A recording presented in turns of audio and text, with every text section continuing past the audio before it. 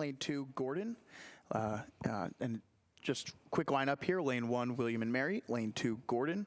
Lane 3 is Trent. Lane 4, MIT. Lane 5, Tampa. Again, the women's varsity quads making their way down the course. And check out this one. Again, we might have another big race lead here as the boat from Trent looking really dominant so far. Yeah, you're right. And I would expect that we are going to see some pretty quick times, too, since we have the wind blowing down the course in a slight tailwind and some very, very fast-moving boats. So I'm going to expect some pretty blistering speeds here in this race. These women doing a really great job. We have Trent in lane 3, rowing at about a 34, 35.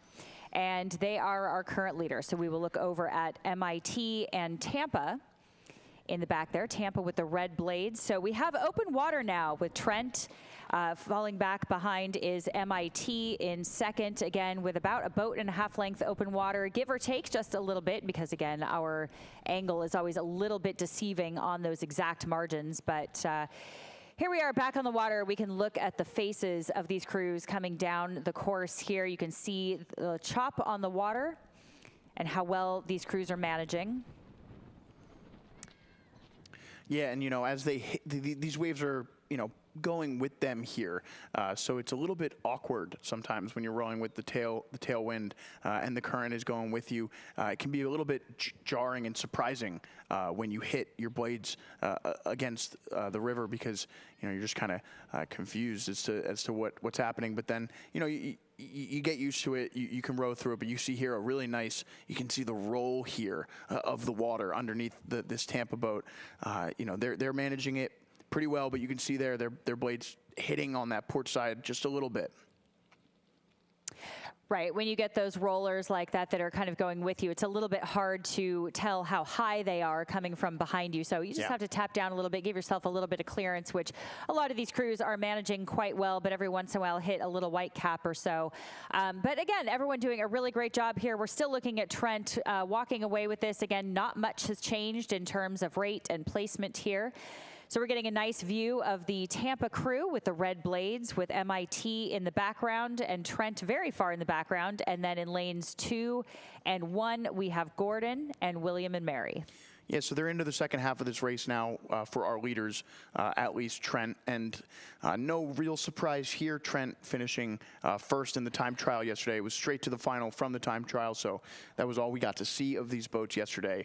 But Trent winning that time trial by about 42 seconds to the next fastest MIT boat. So, look for Trent over the second half of this race. Obviously, they had a big lead in the first half. Look for them to impress upon that lead into the second half.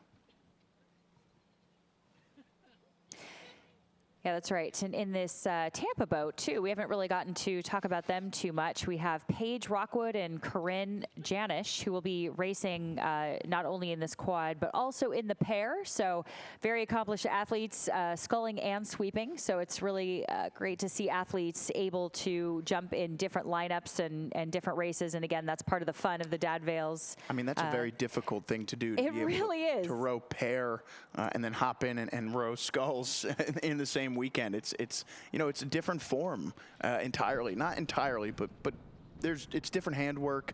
It's a different body position. It's just a really impressive thing to be able to do. So kudos to those ladies.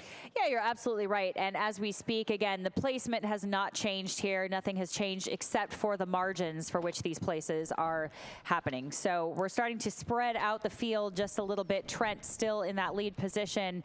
And then many boat lengths back, we'll call it many boat lengths back, is MIT. And then behind them is Tampa.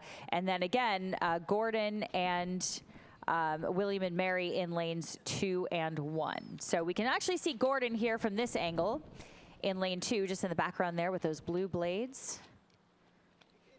Coach Maddie Hopkins doing a great job, again, bringing so many different lineups and crews out to the water to race this weekend.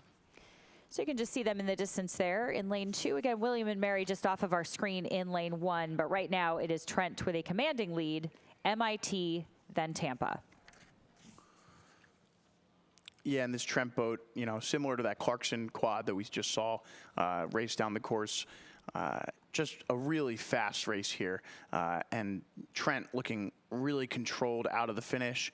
Obviously, they want to put up a good time, I'm sure, but they also look like they want to row a clean race as well. That's a great feeling when you can put up your best time, but also know that you were able to master the conditions here a little bit and rode a really clean race, which is what we're seeing out of this Trent boat right now. So sometimes when you're all by yourself out there in front, it can be difficult to keep the focus up. These ladies doing a really nice job of that. Yeah, it really is all about executing the best race that you can, right? And leaving everything out on the water no matter what. So even if they are out here by themselves, they are going to want to come out here with no regrets and execute a great race plan that they set out here to execute. And it definitely looks like they're doing a great job, and it just so happens it got them into first. So here they are again, the ladies of Trent, crossing the line first for gold here in just a few strokes. And they haven't even really brought the rate up for a sprint. So they were comfortable enough to finish that off at about a 35.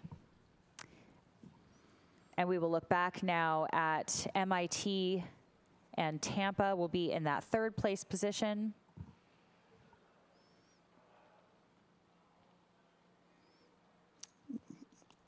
Bow woman just taking a look back there, making sure they won't hit any other boats or any of these buoys, and they'll weigh enough with a nice silver place finish there in the women's varsity quad. And you see Gordon there competing still with Tampa, but it does look like Gordon here with just about 50 meters left to go will secure this bronze here. William and Mary still off screen at the moment. We'll see exactly where they are. It looks like Tampa taking a look across, so I imagine William and Mary pretty close to them as Gordon finishes in third.